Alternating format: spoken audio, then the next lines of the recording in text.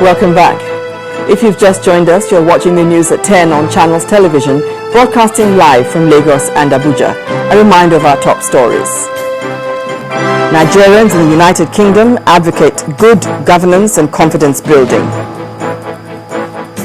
Zamfara People's Democratic Party pays solidarity visit to the presidency. Federal government allays fears of impending pump price hike nationwide. And at least 5 people are reported killed when a car bomb exploded in a residential neighborhood in southern Beirut.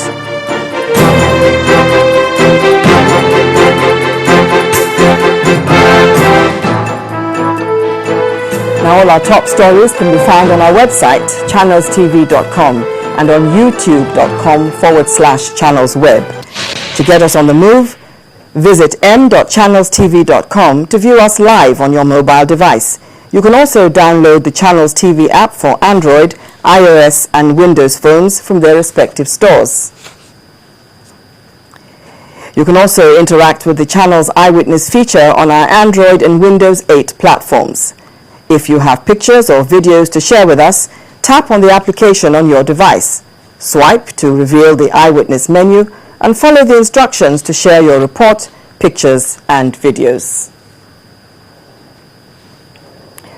Well, we're going over to our studios in Abuja now, where Linda Ahigbe is standing by. Hi, Linda. Hello, Bimbo. Good to have you and welcome to the nation's capital. Despite the belief in certain quarters that the current administration is working hard to provide democracy dividends to Nigerians, some Nigerians say at no other time was the President Goodluck Jonathan's administration criticized more than in 2013. In continuation of our 2013 review today, we focus on some key events that played out in the presidency. State House correspondent Chukwuma Onwekusi has the report. Nigerians entered year 2013 hoping that the administration will continue to move the nation forward. 12 months after, here is how they assess the president's performance in some of the key sectors in 2013. On security, he still needs to do more. Power supply is not really improved, but believe me honestly, there is a sincere, consistent effort on the part of government to get it right. On human rights and rule of law, if you look back at where we are coming from and the enormous powers that are invested in the presidency in an African country, you give him kudos for restraining himself, for being disciplined within the confines of the law. And on the economy, he has done well in areas of foreign direct investment that has helped to shoot up the economy. The president had at inception promised to unbundle the PHCN so that the private sector takes over to give Nigerians steady electricity. That was done in 2013. The presidency says by the full privatization process, the power sector roadmap as articulated by the administration has moved very far. The president has also gone ahead to commission power plants. He has commissioned 2 now. He has commissioned the Omotosho. He has commissioned the Geregutu, whose combined capacity would shoot up the amount of megawatts available. Government has in place about 8 more power plants that will be commissioned. And by the time the private sectors settle down and all these power plants are in place, then of course Nigerians will see further increase in the rate of electricity supply. Nigeria's economy may be on the path of grace. The year saw the return of railway lines. Observers believe that the return of the railways will bring the nation's economy back on track. I know that train has started plying between the western routes, that's between Lagos, Ibadan, down to Sokoto. I think that's a major step. And I see also, if you go to Idu, you see massive construction going on for railway station, very big railway station, in anticipation of the, I think they call it Eastern Line. If they're able to maintain the tempo, I think we can be sure that they should be able to deliver in 2014. Time will not permit to recount efforts in sports development and the winning of laurels there.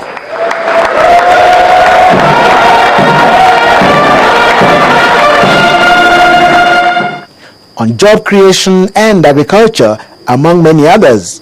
We've only done about 4 surveys of the first cohort of You Win winners. They've created 22,000 jobs. The second cohort we've just done 1 survey, 5,000 jobs. That's about 27,000 that has been created. You can imagine, by the time we put in another we planned 6 surveys that will reach the objective of 80,000. So the results are coming in very good. Those are direct jobs. The year was not without criticisms and challenges. In 2013, the president had to declare a state of emergency in 3 states of the country where insurgency has refused to abate. The special advisor says the state of emergency strategy is unprecedented in the fight against terrorism. It is a strategy that has worked because, one, there has been a reduction in the scope of the threat posed by the terrorists and the insurgents. 2, the international community has also supported the Nigerian government because this has been seen not as a local Nigerian problem but as a global challenge.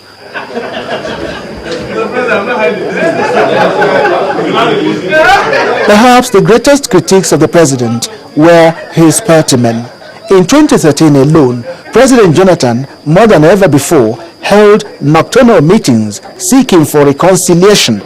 Mr. President, the leadership of the party. He tried very hard to reconcile PDP governors.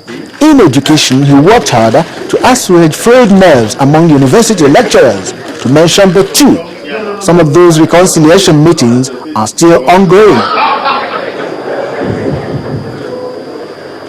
In September 2013, Dr. Jonathan shook his cabinet, sweeping away 9 ministers plus 2 he had earlier sacked.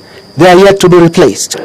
The Presidential Advisory Committee on National Conference worked assiduously to submit their reports in 2013.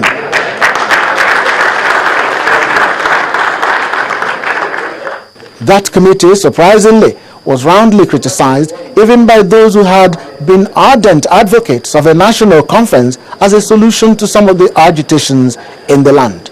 If the people can almost rebel against their governor for speaking against it, that is a confirmation that the people want the conference. The interest of 160 million Nigerians is more than the interest of 15 or 16 governors. Just as the year was about to end, an open letter titled "Before It Is Too Late" jolted the presidency and the entire country.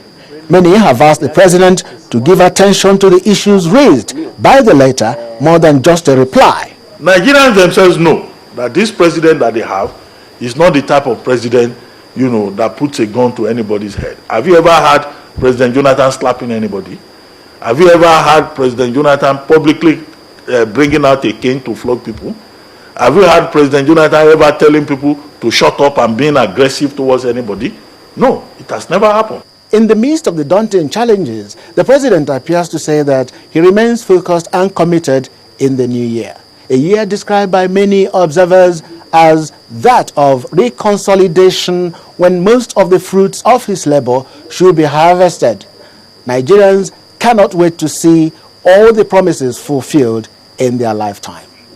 Chukwuma Onwekusi, Channels Television News. Joining me to discuss the presidency is the public affairs analyst and lecturer in the University of Abuja, Dr. Abubakar Umar Kari. You're welcome, Dr. Kari. Good evening, Linda. Good evening, viewers. Now, others have assessed the presidency. What is your own assessment?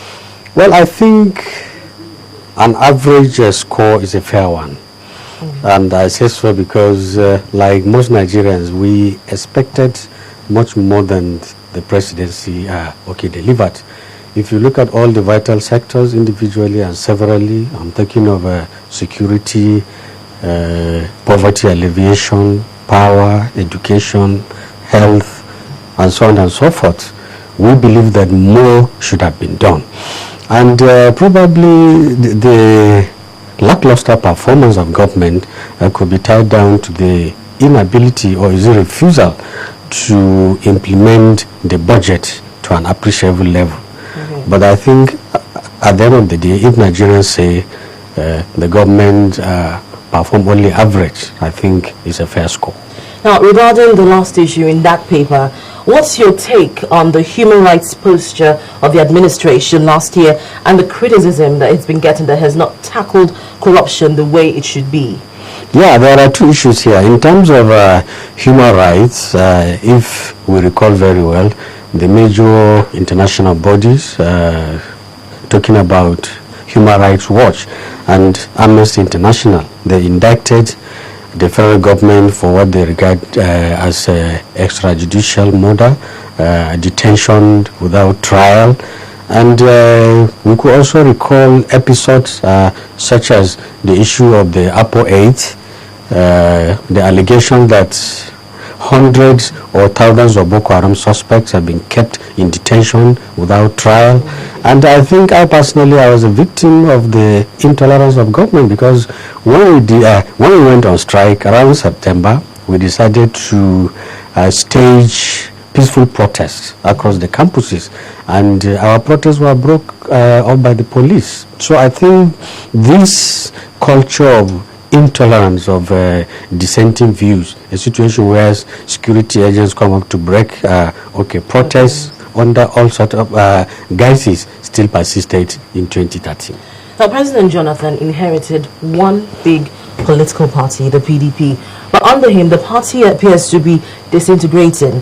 How would this affect the political arrangement for 2014? Oh, in a very fundamental way, because until recently the PDP was an untouchable behemoth.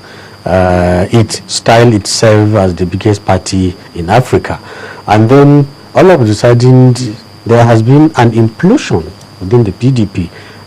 People have been living in trickles and drafts, and as we are talking now, at least in the Federal House of Representatives, the majority of the PDP has disappeared, and there have been suggestions that in the next few days or weeks it will be the same thing at the Senate. So the overall implication is that now the opposition APC, which also came into being in 2013, has been growing bigger and bigger, and it will likely pose a threat to the ruling PDP. So I think that is the major implication. Now, how do you think, you talked about the National Assembly, House of Representatives, how do you think this would play out in 2014? What would the dynamic be as regards in terms of lawmaking? Well, it is anybody's guess. If they behave like typical Nigerian politicians, I think they may decide to consult themselves into a cog in the wheel of the progress of government. It will be quite difficult for government to get its way, at least at the House of Representatives. And there will be a lot of politicking, probably at the detriment of the economy and the nation itself. Probably because the election year is next year. So unfortunately for the PDP and the presidency, the laws of the National Assembly may not likely or go well for the polity. Okay.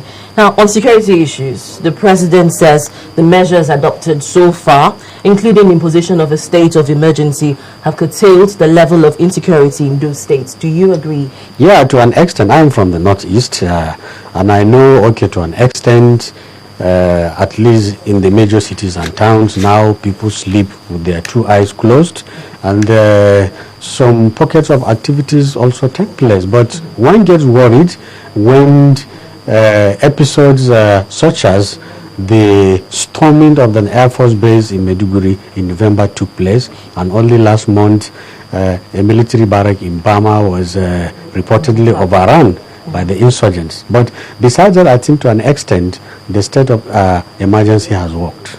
Okay, thank you very much, Dr. Kari, for joining us on You're welcome, Lynn.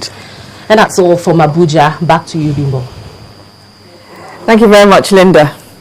Well, still ahead on the news at 10, federal government engages the members of the Nigerian Medical Association over impending strike. Please join us again.